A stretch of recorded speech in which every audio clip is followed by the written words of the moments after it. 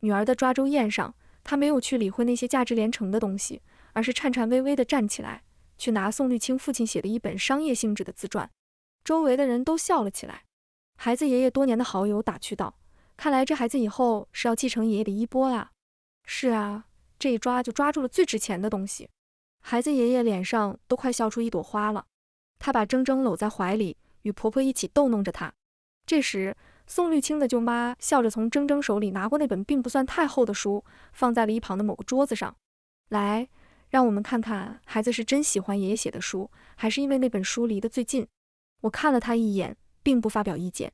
宋绿清的舅妈起初是想把自己的干女儿介绍给宋绿清的，只可惜她太自不量力。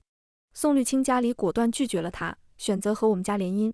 宋绿清的舅妈自是不敢对宋绿清家里抱怨，但她对我处处看不惯。以前是我太给她脸了，想着多一事不如少一事，没想到她今天居然敢在我女儿的抓周宴上嚼肠子。书被放在比女儿高出很多的桌子上，铮铮抬头看了一眼，又看向他的爷爷，神情里带着不解。宋绿清的舅妈大笑：“这下拿不到了是不是？铮铮还是得快点长，这样才能够得到。”我在一旁看得不爽，刚想说些什么，却看见女儿努力伸手去碰桌子，拿到书几乎是不可能的。她举起手来，远远没有桌子高。然而下一秒，女儿却做了一个让所有人都惊讶的举动。她用手去扯那几乎快要触底的手工古董桌布，然后往后退了一步，把那有一定重量的古董桌布拽了下来。桌布掉在地上，书也顺着滑到地上。铮铮笑着把书捡起来，然后又像只小企鹅一样扑棱到爷爷怀里。宋绿清的舅妈看得目瞪口呆，这孩子还挺聪明的，确实还挺聪明的，哈哈。孩子爷爷脸上笑出了褶子，我这乖孙女我可太喜欢了，哈哈哈。铮铮，快让爷爷好好看看。众人还在震惊，婆婆站了起来，和宋绿清的舅妈讲话：“你说你怎么还难为起孩子来了？”宋绿清舅妈一张脸通红，勉强说着一些场面话，这件事情就算是过去了。我和宋绿清站在算是比较外围的地方，往里面凑的大多数是我们双方父母的亲朋好友，大家说着话，着实热闹。我待会儿就要走了，宋绿清离我离得很近，我看了他一眼，还真是难为你了，还要专程来铮铮的抓周宴一趟，耽误你陪红颜知己了吧？宋绿清皱着眉头看我。出了满是宾客的宴客厅，我和宋绿清去了外面安静的地方。老宅很大，处处都是中式园林的设计。你刚才没有必要和我那么说话，人本来就是容易变心的，我确实更喜欢他那种类型的。你喜欢关我什么事情？用得着和我强调一遍？我多看宋绿清一眼都嫌烦，有本事就把他娶回家，拿他和我比什么？宋绿清不再说话，满脸的不悦。我刚想回去，却被他一把拽住胳膊。书意，你到底要什么样才肯主动去和两家父母说我们离婚的事情？做错事情的人是你，让别的女人怀孕的人也是你，我为什么要去主动说？白白替你挨一顿骂吗？宋绿清无奈地看了我一眼。书意，其实你真的没有必要这样和我耗下去。我们两个分开，对谁都好。难道你每天待在这个家里，看着自己的丈夫心里装着另一个人就高兴了吗？我们为什么不能好聚好散呢？我手底下的公司在忙着上市，而我们两家又有着几十亿的合作，我为什么要和钱过不去？难道你眼里就只剩下钱了吗？书意，你从小都没缺过钱，你家就你这么一个女儿，你就缺这么一点钱吗？你是掉进钱眼里了吗？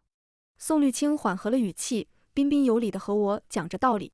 我们两家家底相仿，你怎么会缺钱呢？活得舒心才是最重要的。宋绿清其实算得上一个比较好的恋人，如果他没有出轨的话，他家世好，从小一路名校，顺风顺水，从来没有吃过什么苦。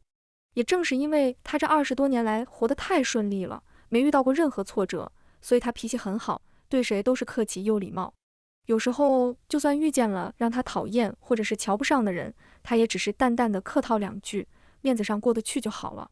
也许是因为活得太顺利，缺乏乐子，所以他出轨了。宋绿清在我孕期背叛了我们的婚姻，和自己的秘书在一起了。一个平时还算不错的人，现在满脑子只剩下怎么样把他的真爱娶进家门。他进不了，你也走不了，除非你愿意放弃家里所有的东西。我很客观地把事情摆在明面上，我要钱，要拿走他所有的钱。宋绿清家里过于注重体面，没有离婚的传统，如果我不同意，他很难如愿。你把我看得太俗气了。宋绿青脸上甚至带着笑意。书意，有钱没钱对于我来说区别其实不大，我不像你还有我爸妈那样眼里只有钱。我平静笑笑。书意，你仔细想想，难道你不觉得生活在我们这样的家庭，选择其实挺少的吗？我们根本没有追求真爱的权利。我原本以为你会和我一样拥有反抗的勇气，但是你却……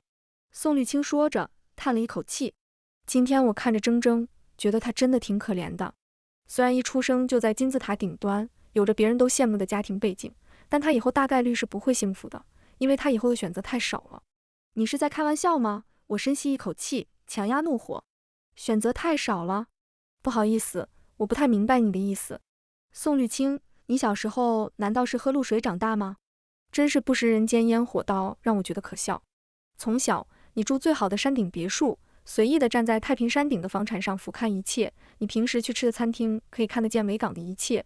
如果不是因为你父母有钱，你家里有钱，难道你能享受到一切吗？你从小到大都有最好的师资团队给你讲课，有最权威只为你一个人服务的机构为你规划路线，中学在瑞士读书，上着最贵的顶尖私立学校，大学又去读藤校。是，我不否认这里面确实有你自己的努力所在，但是如果没有你的家庭为你保驾护航，宋绿青，你觉得你会活得这么顺利吗？我看着宋绿青，越发觉得可笑。藤校说不读就不读了，说去北欧成立摄影团队就去了，创业失败了又和没事人一样，接着去申请别的顶尖大学。你父母给你的选择还少吗？你真的觉得你的人生很糟糕吗？换成其他任何一个人，但凡有养家的需要，或者是没有这么厚的家底，都不可能过得这么舒坦。今天铮铮这么干，是不是你教的？宋绿青不与我正面刚，转移了话题。听了他的话，我越发烦躁。我不想在铮铮过生日这天扇你，你别逼我。我没有说你很心机的意思，我只是觉得小孩子太聪明了也不好。再听见你编排我女儿一句，别怨我翻脸不认人。难道我能事先预料到你舅妈要为难一个这么小的孩子？我离孩子这么远，难道能隔空传音告诉他要怎么做才能讨好他的爷爷？宋绿青，你别忘了，那本书是你爸心血来潮临时放上去的。那可能是我想多了，我向你道歉。谁稀罕一个蠢货道歉？你还是留着你的这些话，想想怎么去和你爸妈解释去吧。我转身离开，中途回头看了宋绿青一眼，有病。老宅氛围一直挺好的，宋绿青父母脸上始终带着笑容。直到晚上送走宾客后，宋绿青跪在地上。暴风雨来之前，天都是很平静的。爸，宋绿青开口。老爷子的脸色瞬间变了。我知道你干了什么混账事儿，我也知道你想说什么。我告诉你，一旦你提出来，就别怪我不认你这个儿子。妈，宋绿青改口。婆婆错愕了一下，然后抱着孩子同我坐在一处。不要叫我妈。宋绿青低着头，不再说话。沉默在我们之间蔓延。爸，宋绿青重新开口，你应该了解我的。从小到大，凡是我想干的事情，没有人可以拦得住我。退学去创业是我想干的，开摄影工作室是我想干的，包括后来重新去上学也是我想干的。这些您最刚开始的时候都是不同意的，但是后面即使你不同意，我也去做了。所以如果我真的想干一件事情，您是拦不住的。你现在威胁上我了，是吧？也许是怕吓着孩子，老爷子的声音并不算大，但充满了威严。我没有别的意思，我只想要自由。宋绿青蠢得让人感觉可笑。就是因为我平时给你太多自由了，所以你才一步一步打破做人的底线。你是不是觉得你自己很厉害啊，宋绿青？当初所有人都不同意你退学，你没听，后面提交了材料，你是自由了，说离开了就离开了，各种后续交涉是我派人去的。你说要创业，我没有拒绝，也没有什么像你说的那样干涉你实现梦想，我只是说你太过理想主义了，不要什么事情都按你的想法来。你最起码要考虑一下，你选择创业的国家能不能让你的项目和公司长期发展吧。可是你听了吗？你直接买了去那边的机票。你是一没钱，二没人脉，三找不到资源。我没办法，为了你的理想主义，我背地里找有经验的人去帮你，要不然你怎么就这么有面子，轻易的拉到资金？可是我私底下帮了你这么多，你不也是失败了吗？你打电话给家里，说市场大环境不如你的意，我和你妈劝你不要这么任性。任何事情都不是一蹴而就的，可是你听了吗？你还是没有听，老爷子说了很多话。宋绿青满脸愤怒，可是我根本就不需要您来帮我。没有您做的这些，我自己也会去尝试。您和我妈总是这样，总是道德绑架我，嘴上说着您只是想帮我，并不是要干涉我，可是多年后，当我一事无成的时候，却要来指责我，说背地里帮了我多少多少。好好好，老爷子冷笑一声，照你这么说，以前的事情都是我们不好，是我们闲着没事干，那现在呢？你要离婚，这么大的事情，你又一个人做了决定，你很光荣吗？我还这么年轻，为什么不能去做我想要做的事情？你想做的事情就是违背道德出轨吗？那我宁愿没有生过你。可是现在说这些有什么用吗？我只是在提出我的合理诉求，哪条法律规定了结婚了不能离，我什么都不要了好吗？宋绿青转过头，跪在我面前。书意，我什么都不要了好吗？这家里所有属于我的东西，我都留给你和女儿，我全都给你们母女两个，你放过我行吗？我看着宋绿青，早已经没有了刚开始知道这件事情时的歇斯底里和崩溃。我只问你一句，在我们3年前结婚之前，你认识他吗？认识。那个时候喜欢他吗？我只是感觉他很特别。你感觉他很特别，那你就去追呀，还来招惹我干什么？你心里明明惦记着别人，为什么还要同意和我结婚？我们第一次见面的时候，你为什么不说？我们订婚的时候，你为什么不说？两家人提结婚的时候，你为什么要同意？难道你的自由就是自由，别人的自由就是儿戏吗？书意，你也没多爱我呀，为什么有这么大的反应呢？我们不就是两家人的联姻吗？明明可以好聚好散的事情，你为什么要问这么多呢？仅仅是因为我的出轨让你感觉丢人了吗？宋绿青，我叫了他一声，你凭什么觉得我不爱你？我如果不爱你，为什么要和你在一起？宋绿青叹了口气，可是你也总得问问，我需要不需要你这份爱吧？人在感情方面本来就是善变的，我想和我真正喜欢的人在一起，你也可以去追求你的真爱，谁都没有干涉你，不是吗？反正我是不明白了，你从小到大什么都不缺。书意，你不缺钱，你不缺爱，你为什么把爱情和婚姻看得这么重要呢？爽快一点不可以吗？铮铮毫无征兆地哭了起来。所以呢，你连女儿都不要了吗？她怀孕了，我会有别的孩子。婆婆抱着孩子站了起来，你起来吧，不用跪了，谁都受不起你这么一跪，我们只当没有你这个儿子。妈，宋绿青抬起头，您别生气，我们好好说话行吗？宋绿青，你不用在这里讴歌你的爱情，一遍又一遍地贬低我了。我同意离婚，满意了吗？我开口。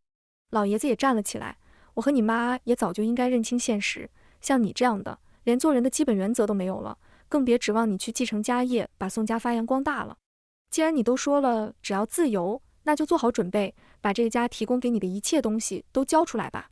我可以签订协议，把我名下的钱和房产以及你们给我的股份都转到铮铮的名下。不必，老爷子打断他，既然你都打算脱离这个家，那这些东西和你一点关系都没了，你也没有做主的权利。我会回收你在这个家里的一切，然后重新分配，把这些东西转到孩子和书意的名下，而不是让你来写这份协议。万一你以后想把这些东西要回去，难道书意和孩子还要受你的骚扰吗？我从婆婆怀里接过孩子，打算去哄她睡觉。宋绿青站了起来，打算去供奉祖宗牌位的祠堂。以后你就不是这个家里的人了，也没有资格进去。跪一跪求心安而已，你没有必要这么咄咄逼人。如果您真正不想看见我，以后我不会再回来。但是我毕竟是您唯一的儿子，如果您以后有养老的需要，我会承担责任的。不需要，我们有孙女，要你干什么？你既然这么说，那希望你以后说到做到，以后到处碰壁的时候别来求我们，别来惦记我和你妈留给书意和铮铮的钱。您想多了，只有您这样的商人才满嘴铜臭味，张口闭嘴都是钱。您自诩身为一个父亲很负责，但给我提供的也只有钱罢了。花了您的钱，要被您干涉所有事情，那么我宁愿不要您的钱。生活在这样只有钱没有爱的家庭，算我倒霉。说完，宋绿青就离开了。我不断地质疑自己之前看人的眼光，肯定是眼睛出了问题，要不然当初怎么没有看出来他是个脑残？女儿大概是由于刚才哭的缘故，所以现在很精神，怎么哄都不睡。外面响起敲门声，我抱着孩子开门，外面站着的是宋绿青的父母。书意，我和你爸商量了一下，我们两家离得不算远，我们和你爸妈又是多年的好朋友，是我们没有教育好孩子。如果你愿意，等你和那个孽畜离婚后，我们认你为干女儿可以吗？以后宋家的钱都是你和孩子的，那个孽畜拎不清，可我们知道你是一个好孩子，你有能力，有商业头脑。铮铮从小就这么聪明，把宋家交给你们，我们放心。婆婆又补充了一句，书意，我是打心眼里喜欢你这个孩子，重情重义，各方面都是好的，是宋绿青配不上你。如果你愿意的话，我们可以约上你的父母，我们两家大人再见上一面，可以去做个公证。假如你不愿意的话，我们也不勉强，钱依旧是你和孩子的。我和你爸可以和你保证，宋绿青以后1分钱都拿不到。我看着在我怀里兴高采烈地吐着泡泡的女儿，虽然她小小年纪失去了贫穷的权利，但是她得到了快乐呀。我答应，没道理不答应。宋绿青一向是个效率很高的人，看得出来，她是真的很想以最快的速度离婚，一大早就坐在客厅里等我。我让人打印好了离婚协议书，如果没有什么问题的话，你就签一下吧。有问题，我坐在她的对面，并不去看她提前放在那里的协议书。有什么问题？宋绿青一脸不解，你都没有看，怎么知道有问题？当然有问题，你为什么坐在我家沙发上？宋绿青愣了一下，你别太离谱，书意，这是我家。很快就不是了，我调整了一下坐着的姿势，确保自己是最舒服最悠闲的。再怎么着，这里都是我的家。我爸妈是很生我的气，但是这根本就改变不了我是他们唯一的儿子。不用刻意强调你是个男的，我看着宋绿青，大家都是人。宋绿青看了我一眼，不再说话，站了起来，却在下一秒直接跪了下去。宋绿青嘶了一声，一时之间想起来，但是爬不起来。看不出来你这么喜欢跪别人，我淡淡的嘲讽。我昨晚上腿跪轻了，现在腿还麻着，我坐一下怎么了？你也没有必要这么折磨我吧？你昨天没有听见爸妈说的吗？这里是我和铮铮的家。他们那么说，你就当真了吗？书意，我算是看出来了，你这样吃相未免有点太难看了吧？这么大的家业，我爸妈敢给，你敢要吗？你也太不把自己当外人了吧？哦，宋绿青终于从地上爬了起来，真是窝囊。宋绿青勉强扶着沙发边缘，弓着腰站着。铮铮毕竟是个女孩，你不会以为等我爸妈100年以后，你和铮铮真的有这个能力掌管这么大的家业吧？我瞥了宋绿青一眼，看不出来，你还挺封建。我没有给她继续开口说话的机会，接着输出。忘了告诉你一句，宋绿青，我配得感很强，爸妈既然要给我，我就会拿着，不会不好意思。还有，我这个人从来不内耗，所以你不用在这里强调你和爸妈的关系。没有人能否认你和爸妈的关系，但是你自己既要又要，把事情闹到这一步，那就是你自己蠢。我为什么不能要爸妈给的东西？难道铮铮不是他们的孙女吗？宋绿青，你不会觉得我应该放弃一切东西，只要孩子，然后净身出户吧？你别太颠，女儿我要，钱我也要，你的父母我也要，从头到尾，你才是被赶出去的那个垃圾。你应该也不缺我家的钱吧？就算你不拿任何东西，你也有能力给你和铮铮很富裕的生活。不是谁都和你一样脑回路这么清奇，有谁会嫌钱多吗？反正我是不嫌。你说的没有错，我是不缺钱，毕竟我家和你家一样，家大业大，而我父母也的确只有我一个孩子。但是我有钱并不代表我要放弃我可以争取到的权益。铮铮有你这样一个掉进钱眼里的母亲，也真的是可怜。不好意思，我不接受你的无端指责和诋毁。有我这样的母亲，不会有人比铮铮幸福了。我打断宋绿青，铮铮会有清醒的头脑，有享用不完的财富，他会有无数种不同的成功的方式。他一出生就享有2个家庭，累积了很多代的财富和人脉。他可以做他任何想做但不触犯道德和法律的事情，因为他有无数种可以是错的机会。他的家庭有能力有资本让他当一个快乐的人，也可以为他想做的任何事情铺路。那只是你想的那样，你怎么知道铮铮真正想要的就是这些东西？你可以去大街上随便找一个问问，看一下他们对这样的生活感不感兴趣。书意，知道我为什么不爱你吗？因为你和我父母一样，眼里只有钱。是吗？那我还要谢谢你，让我这么早就看清了你的真面目，没有耗费我一辈子。我不以为然。你想的太过理想，就算你给铮铮砸一辈子资源，怎么保证培养出来的一定是一个优秀的孩子？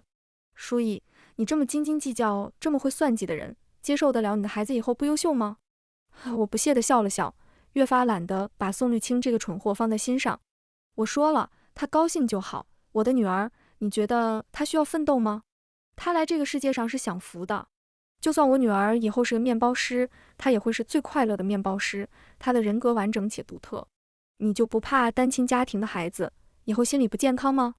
你想太多了。我站了起来，有你这样的父亲，是我女儿人生的污点，没有才是最好的。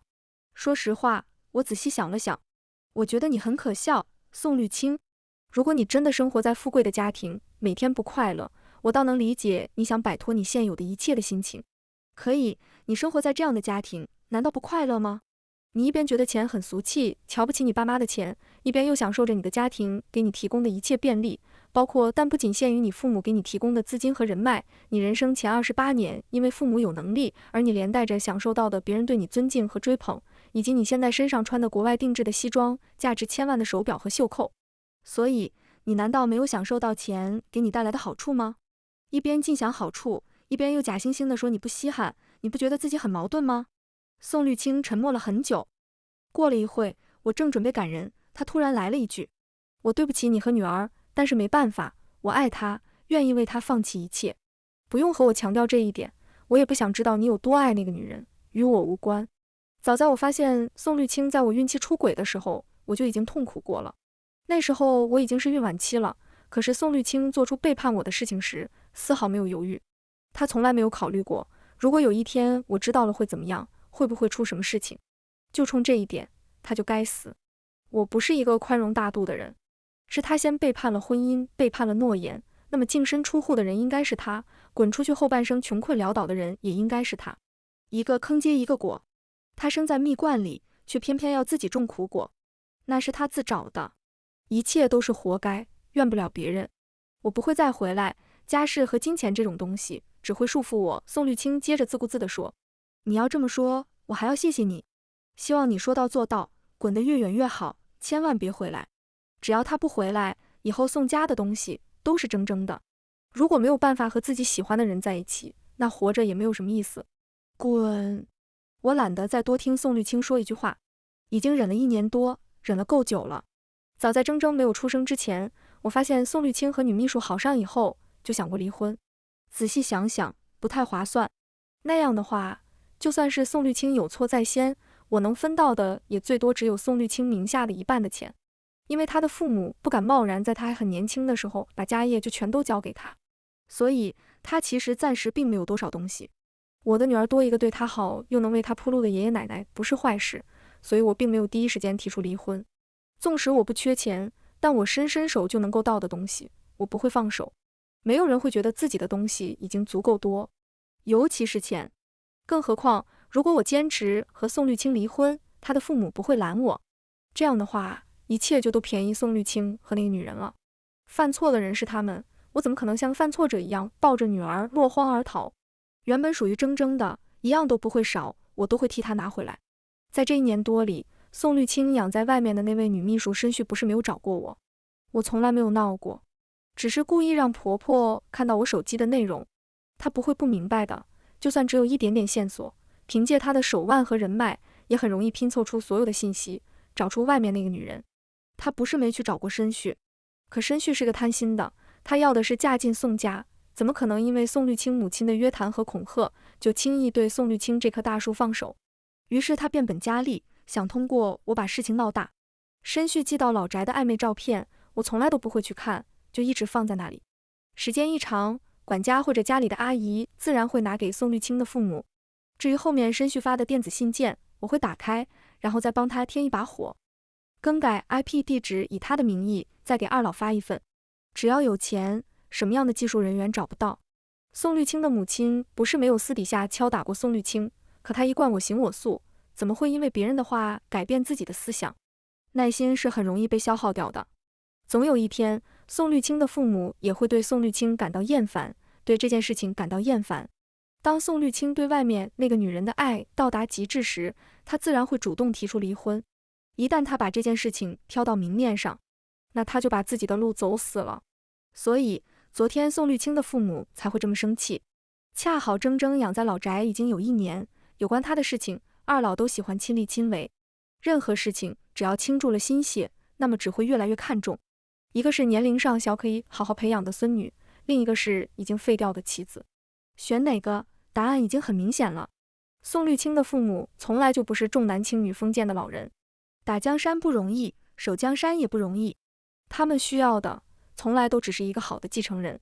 一切离婚程序都办好后，我拿着刚到手的证书看了看，放进包里。来接宋绿青的是申旭，他从车里走出来，脸色并不是很好，应该是因为昨天没有睡好吧。宋绿青的父母一向说到做到，以最快的速度回收了曾经给宋绿青的东西。昨天晚上，宋绿青手里仅剩的一套山顶别墅被正式回收。听说人是深夜被赶出来的，至于他们两人后半夜去哪里，那就是他们自己的事情了。如果我没猜错的话，面前的这个女人手里拎着的 LV 包包和脖子里系的香奈儿丝巾，应该也是花宋绿青的钱买的。她花的每一分，我都让她吐出来，包括面前他们仅剩的这辆车。我走向那个女人，宋绿青挡在我面前拦住我。书意，你想干什么？我们已经离婚了，你没有资格再管我的事情。申旭往后退了一步，我嗤笑了一声，拽住他。你给我发你和宋绿青的私密视频，导致我早产的时候，不是很嚣张吗？故意来医院一趟，当着我的面说希望我女儿活不到长大的时候，你不是很盛气凌人吗？我没有给那个贱人喘息的机会，直截了当的甩了他2巴掌。赏你的，不用谢。宋绿青愣在那里，怎么可能？书意，你在说什么？申旭怎么可能干那样的事情？你们以前怎么可能见过？我毫不客气的也甩了他2巴掌。该出头的时候不出头，不该说话的时候偏要讲话，自以为真爱至上，实际上就是一个蠢货。你觉得这些是假的？我看了宋绿青一眼，这要是假的，你怎么可能死这么快？我从来都不会委屈自己，更不是那种吃苦忍着不说的人。申旭只要敢做，第二天我保证宋绿青的父母就会知道。我不说，不代表我不会让他们以别的方式知道。总之，他们2个事情干的每一件事情都是在作死。世界上的男人没有最 cheap， 只有更 cheap。我看了一眼申旭紧紧攥着包的手，看得出来你男人就很 cheap。恭喜你选择了一个穷光蛋。我停了一下，是我让给你的，不用感谢。上了停在我身边的豪车，我关上窗户，接过助理递过来的手机。附近有多少个机位？28个。助理回我，一共安排了28个机位，全方位各个角度都有。好，回去你和我一起去舒适公关部挑几个人，成立一个临时小组，以后专门负责炒作我的新闻。好的。公司获得流量，宋绿青和第三者丢掉所有的名声，都是应该的。我说过的，我喜欢双赢，伤害过我的人，我都会往死里整。28是个好数字，正好是我今年的年龄。我拿起手机，给我身边的3个私人助理随手转了 50W。恭喜我成为千亿富婆。番外，也许是因为人生易如反掌，多年来没有任何烦恼，所以时间过得很快。再次听说宋绿青的名字的时候，铮铮刚拿下一枚物理国际竞赛的金奖。车里，铮铮一个劲地黏着我。我亲爱的妈妈，看在我这么贴心又这么优秀，以及明天是我15岁生日的份上，今晚的微积分作业您给我写吧，求求了，真的求求了。你要去干嘛？我从包里拿出一瓶他最爱喝的饮料。不干嘛，我那些朋友非要下午去马场玩，这可是我的强项。今天下午，人群中的焦点必定是我。你别逗我笑。铮铮搂着我的脖子，妈妈妈妈，我永远都是你的小狗。我服了你了，大小姐，多大了还撒娇？我让司机调转方向。我中午要回老宅吃饭，你是和我一起，还是我让人直接送你去马场？舒逸拿着自己的奖牌看了看，突然想吹牛了，我也想先回老宅一趟。到了家里，二老都在老宅门口等着。铮铮拿着他的金牌乱晃悠，一脸神气。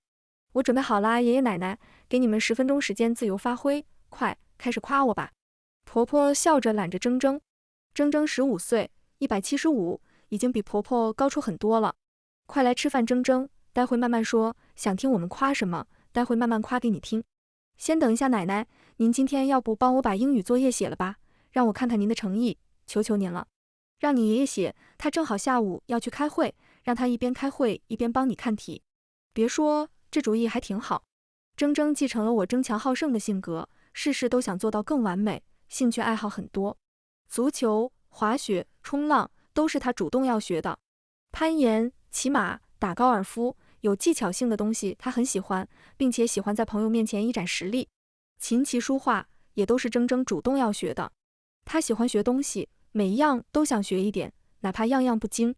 用他自己的话来说，吹牛和装 X 是人类进步的阶梯。可以样样不精，但必要的时候可以假装自己很懂，方便 cos 精英。我进去的时候，铮铮正在喝水，一边喝还要一边说：“奶奶，你太会夸了，我太爱您了。您知道吗？您夸的我虚荣心得到了极大的满足，太感动了，哈哈哈！给我这个屌丝夸爽了。”二老经常听铮铮说网络新词，倒也听习惯了。爷爷，您知道吗？我真的太羡慕您了，有我这么好的孙女。爷爷，下次清明节的时候，记得去看看祖坟有没有冒烟，要不然怎么会有我这么好的孙女？铮铮还在一个劲的吹牛，管家就是这个时候进来的。他说宋绿青回来了。哦，真是好久远的名字。久到我已经很久没想起来过了。这些年，大家对他的情况并非一无所知。宋绿青有钱的时候，张口闭口都是诗和远方，外面的人也愿意听他讲，因为他沾了他父母的光。就算他在一个场合站着不动，都会有人给他捧场。